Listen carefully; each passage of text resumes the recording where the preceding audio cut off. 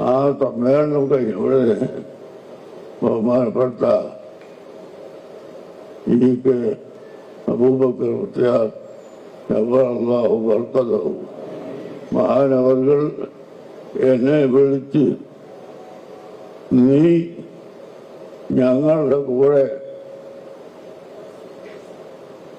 സമസ്തയിൽ പ്രവർത്തിക്കണം എന്ന് പറഞ്ഞു.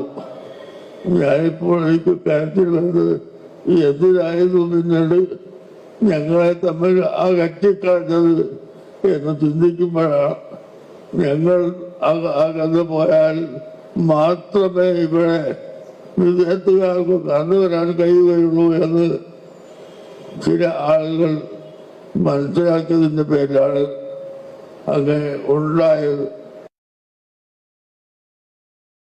സഹൃദയരെ, ഈ വീഡിയോ ശ്രദ്ധിച്ചുവല്ലോ.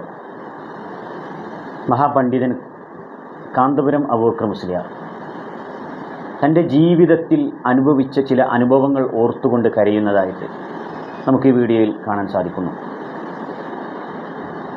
ഷെയ്ഖുന ശംസുൽ ഉലമാ റളിയല്ലാഹു അൻഹുവിൻ്റെ ആ കാലഘട്ടത്തിലെ അനുഭവങ്ങളും അവിടുത്തെ സാമീപ്യവും അവിടുത്തെ ഇടപെടലും ഓർത്തുകൊണ്ടാണ് കാന്തപുരം ഉസ്താദ് കരയുന്നത്.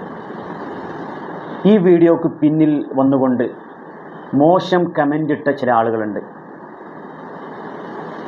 ചോറ് തിന്നുന്ന മനുഷ്യന്മാർക്ക് ഇതിന് സാധിക്കുകയില്ല എന്ന് ഞാൻ മനസ്സിലാക്കുന്നുണ്ട്. നമ്മളൊക്കെ വലിയ ആഗ്രഹത്തോടുകൂടെ നമ്മളൊക്കെ പ്രതീക്ഷിച്ചുകൊണ്ടിരിക്കുകയാണ് സുന്നി ഐക്യം എന്ന് പറയുന്നത്. ഒരു സയ്യിദിൻ്റെ നേതൃത്വത്തിൽ അതിനുള്ള പ്രവർത്തനങ്ങൾ നടന്നുകൊണ്ടിരിക്കുന്നു എന്നുള്ളത് കേട്ടപ്പോൾ വല്ലാത്ത സന്തോഷം വന്നു.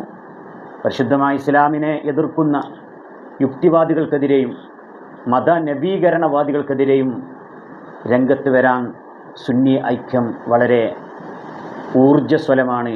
അത് അത്യന്താപേക്ഷിതമാണ്. നമുക്ക് നല്ല നാൾ വരട്ടെ, നമുക്ക് പ്രതീക്ഷിക്കാം.